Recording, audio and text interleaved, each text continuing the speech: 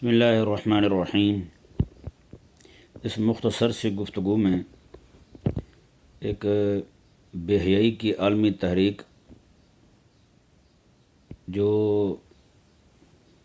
ایک ویلنٹائن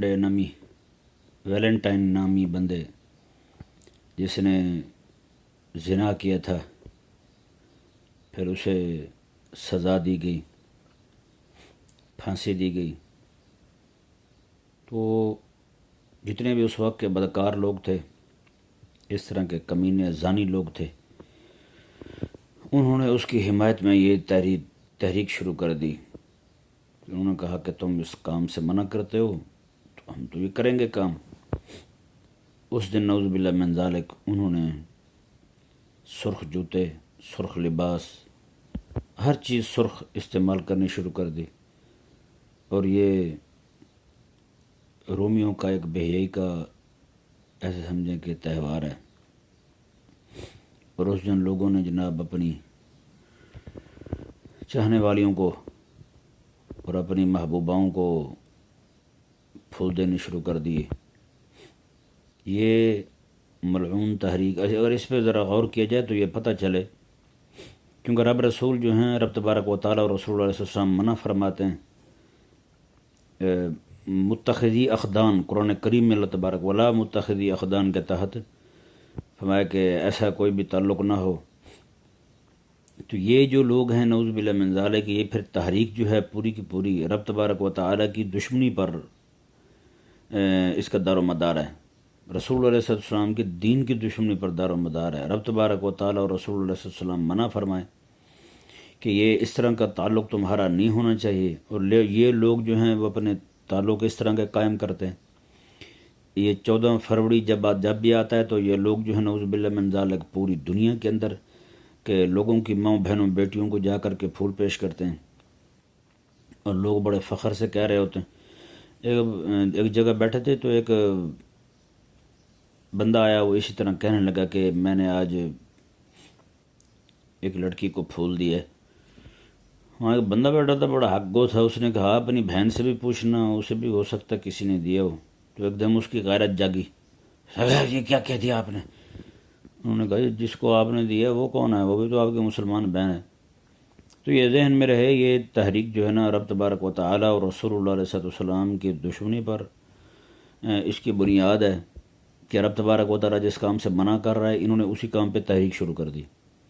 جس کام سے رسول اللہ علیہ السلام منع فرما رہا ہے، انہوں نے اسی کام سے تحریک شروع کر دی۔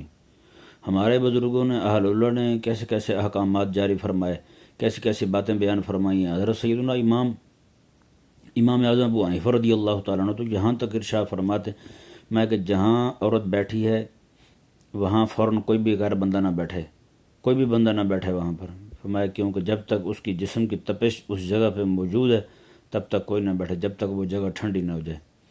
تو بتائیں، جہاں اسلام میں ایسی احتیاطوں کا حکم ہو وہاں پہ ہم کیا کرتے پھرتے ہیں؟ ہم نے کیا کر دیا ہے بتائیں؟ اللہ اکبر کبیرہ۔ تو یہ سراسر اسلام دشمنی پر، قرآن کی دشمنی پر اس تحریک کی بنیاد ہے۔ مسلمان جو ہیں وہ کسی بھی حالت میں، کسی بھی صورت میں مسلمان کو اس عمل کی اجازت نہیں دی جا سکتی۔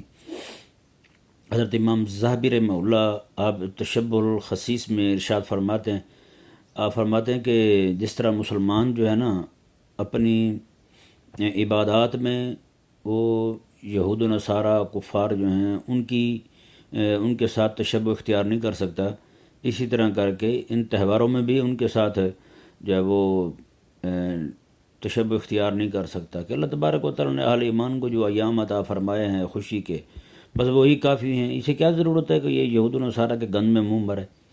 اب بتائیں نا کہ لوگوں کی ماں بہنوں بیٹیوں کو، انہی کو ہمارے لبرل طبقہ جو ہے نا وہ سمجھتا ہے ترقی یافتہ ہیں، اور یہ بھی بکواس کرتے ہیں، کہتے ہیں کہ انگریز ترقی کر گیا ہے قرآن پڑھ کے۔ اب بتائیں بھائی، جن کے ہاں لوگوں کی ماں بہنوں بیٹیوں کی عزتیں لوٹنے کے دن مقرر کیے جائیں، ہیں جی، وہ قرآن پڑھ کے ترقی کر رہے ہیں، وہ قرآن پڑھ کے آگے بڑھ رہے ہیں۔ ہمیں سمجھ نہیں آتی، لوگوں کو پتہ نہیں کیوں کہتے ہیں ایسی باتیں کرتے ہیں۔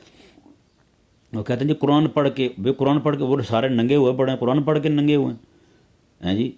پھر تو نعوذ باللہ من ذالک تمہارا یہ کہنا کہ وہ قرآن پڑھ کے آگے گئے ہیں، تو پھر تو نعوذ باللہ قرآن پاک ایسی تعلیم دیتا ہے، تو یہ جملہ ہی کفری ہے بھائی، یہ کہنا کہ انگریز جو ہے، یہ فرنگی جو ہیں، یہ قرآن پڑھ کے، یورپی لوگ جو ہیں قرآن پڑھ کے یہ کر رہے ہیں سارا، او بھائی نہیں، خدا کے لیے کیسی باتیں کرتے ہیں آپ؟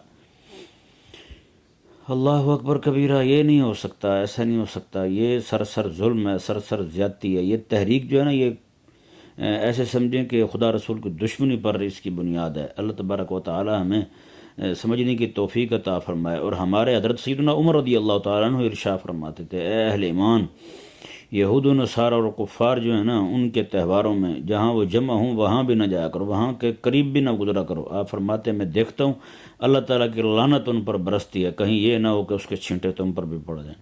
اللہ تبارک و تعالی ہمیں سمجھنے کی توفیق عطا فرمائے۔